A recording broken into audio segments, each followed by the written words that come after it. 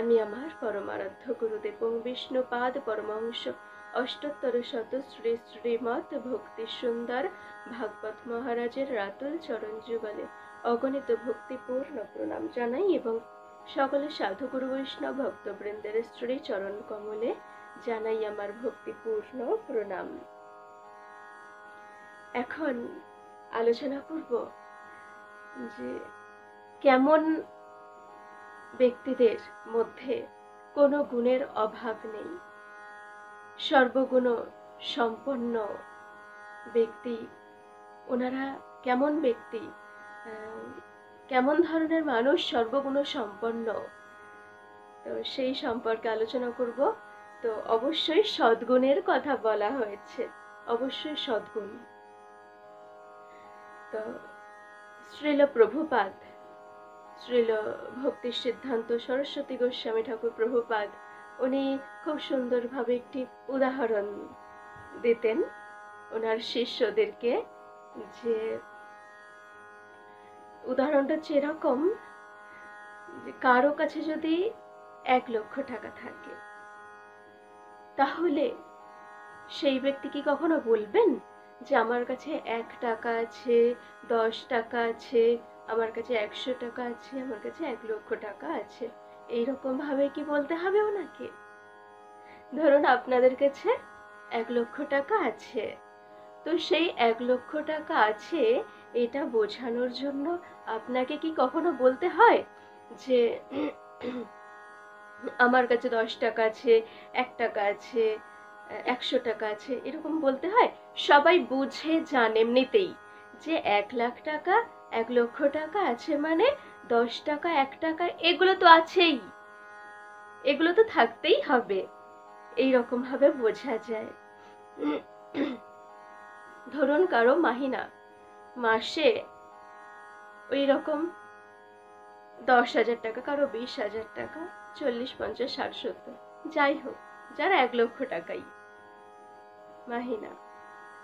তো ওনাকে কেউ যদি জিজ্ঞাসা করে যে আপনার মাহিনা কত, তাহলে উনি বলবেন, সরাসরি বলবেন যে আমার 1 লক্ষ টাকা, 50,000 টাকা। এরকম ভাবে বললেই সবাই বুঝে যাবে যে ওনার কাছে 1 টাকাও আছে, 100 টাকাও আছে, এরকম টাকা আছে। যদিও এখন মাহিনার কথা কেউ বলতে চায় না সহজে, কিন্তু তবু এটা একটা উদাহরণ বলছি যে কারো কাছে 100 টাকা আছে মানেই তার কাছে 1 টাকা আছে, এটা আর আলাদা করে কাউকে বুঝিয়ে দিতে হয় না। তো এতক্ষণ থেকে এইটা বলার অর্থ হলো এটাই, বোঝাতে চাওয়া হচ্ছে যে যারা শুদ্ধ ভক্ত, শুদ্ধ বৈষ্ণব, যারা বৈষ্ণব ভক্ত, ওনাদের মধ্যে যে শুধুমাত্র বৈষ্ণবতাই আছে তা নয়, বৈষ্ণবতার সাথে সাথে ওনাদের মধ্যে ব্রাহ্মণত্ব, শুদ্ধ ভক্তদের মধ্যে, শুদ্ধ বৈষ্ণবের মধ্যে ব্রাহ্মণত্ব আছে, যোগিত্ব আছে। ওনারা শ্রেষ্ঠ ব্রাহ্মণও বটে, আবার শ্রেষ্ঠ যোগীও বটে, শ্রেষ্ঠ তপস্বীও ওনারা। যিনি শুদ্ধ বৈষ্ণব, শুদ্ধ ভক্ত, কখনো ওনাদেরকে দেখে বললে হবে না যে উনি শুধু বৈষ্ণব। শুধু বৈষ্ণব নন, উনি ব্রাহ্মণও, আর অবশ্যই যোগিত্ব ওনার মধ্যে, উনি যোগীও, উনি তপস্বীও। যেমন ভালো করে বোঝার চেষ্টা করুন একটা কথা, অনেকেই বলে থাকেন যে ভগবানকে আমরা পুরোপুরি দেখতে পাবো কি করে, সঠিকভাবে দেখতে পাবো কি করে। এর উপায় সম্পর্কে আমি বলছি, তা জানলে খুবই ভালো লাগবে। যে আমি ভগবানকে সরাসরি দেখতে চাই। অনেকেই তোমাকে প্রশ্ন করে থাকেন যে আপনি কি ভগবানকে সরাসরি দেখেছেন, ভগবানকে সরাসরি দেখেছেন, উনি কেমন দেখতে? কিন্তু শুদ্ধ ভক্তরা অবশ্যই ভগবানকে অন্তর্চক্ষু দিয়ে দেখতে পান, সরাসরি দেখতে পান। আপনারাও পারবেন, সবাই দেখতে পাবেন। তার জন্য কিছু প্রয়োজন, সেটা কি? এই যে যেমন বললাম যে যিনি বৈষ্ণব তিনি ব্রাহ্মণ ও যোগীও, আর তপস্বীও। অনেকেই বলে থাকেন যে উনি বৈষ্ণব হয়েছেন ঠিকই, কিন্তু উনি তো ব্রাহ্মণ নন। তো এইরকম বলা মানে হচ্ছে বোকামি, এরকম বলা মানে বোকামি। কারণ দেবী পার্বতী, মা দুর্গা, উনি বলছেন, পদ্মপুরাণে বর্ণিত আছে যে ষটকর্ম নিপুণ বিপ্র মন্ত্রতন্ত্র বিশারদ অবৈষ্ণব গুরুর ন স্যাৎ বৈষ্ণব স্বপচ গুরু। অর্থাৎ মন্ত্রতন্ত্রের বিশারদ একজন ব্রাহ্মণ যদি কৃষ্ণ ভক্ত না হন, যদি বৈষ্ণব না হন, শুদ্ধ ভক্ত কৃষ্ণ ভক্ত যদি না হন, তাহলে তিনি শ্রেষ্ঠ নন, তিনি গুরু হতে পারেন না। কিন্তু চণ্ডাল কুলে জন্মগ্রহণ করেও যদি কেউ কৃষ্ণ তত্ত্ববেত্তা হতে পারেন, তাহলে তিনি অবশ্যই সমগ্র পৃথিবী শাসন করতে পারেন, তিনি গুরু হওয়ার উপযুক্ত। চণ্ডাল কুলে জন্মগ্রহণ করলেও তিনি শ্রেষ্ঠ। মা দুর্গা, মাতা পার্বতী তিনি বলছেন এই কথা। আর এই যে ভগবানের কথা বলছিলাম, যে ভগবান কেমন দেখতে, জানেন এই সম্পর্কে অনেকের মধ্যে অনেক রকম ধারণা আছে। কেউ বলে থাকেন যে ভগবান পরম ব্রহ্ম, তিনি তো পরম ব্রহ্ম। আবার অনেকে বলে থাকেন তিনি পরমাত্মা। এইরকম ভাবে অনেকে বলে থাকেন। তো দূর থেকে যদি একটা পর্বতকে দেখেন, দূর থেকে একটা পর্বতকে দেখলে কি মনে হবে? বহু দূর থেকে, বহু দূর থেকে দেখলে মনে হবে যেন একটা স্তূপ, একটা স্তূপ, খুব বৃহৎ একটা স্তূপ হয়ে রয়েছে, এরকম দেখা যাবে। তো দূর থেকে দেখলে ওটা বোঝা যাবে। আবার কেউ যদি পর্বতের নিচে যায়, পর্বতের নিচে দাঁড়িয়ে আছে, তো নিচে দাঁড়িয়ে থাকলে কি মনে হবে? যে উঁচু নিচু প্রস্তরের সমাবেশ এখানে রয়েছে, ছোট বড় প্রস্তরের সমাবেশ। আর এখানে মনে হচ্ছে যেন কিছু গাছপালাও রয়েছে, দেখা যাচ্ছে গাছপালা, পর্বতের নিচে দাঁড়িয়ে এইরকম মনে হবে। আবার পর্বতের একদম ওপরে শিখরে, পর্বত শিখরে ওপরে উঠে গেলে তখন ভালোভাবে বোঝা যাবে যে পর্বতের মধ্যে কি কি আছে, ভালোভাবে তখন বোঝা যাবে। সেই জন্য যারা মাউন্ট এভারেস্ট জয় করেছেন, তারা বুঝতে পেরেছেন যে কেমন। দূর থেকে দেখে কি অত বোঝা যায়, বা তার নিচে দাঁড়িয়ে কি অত বোঝা যায়? বোঝা সম্ভব নয়।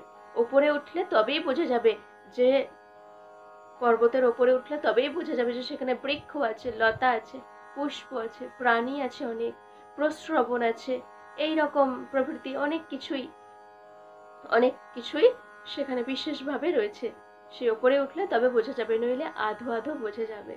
তো ঠিক সেই রকম যারা দূর থেকে ভগবানকে দেখার চেষ্টা করেন, যারা ভগবানের থেকে অনেক দূরে অবস্থিত, ওনারা ভগবানের শুধু অঙ্গ জ্যোতি মাত্র দেখতে পান, অঙ্গ দেখতে পান না, অঙ্গ জ্যোতি শুধু দেখতে পান।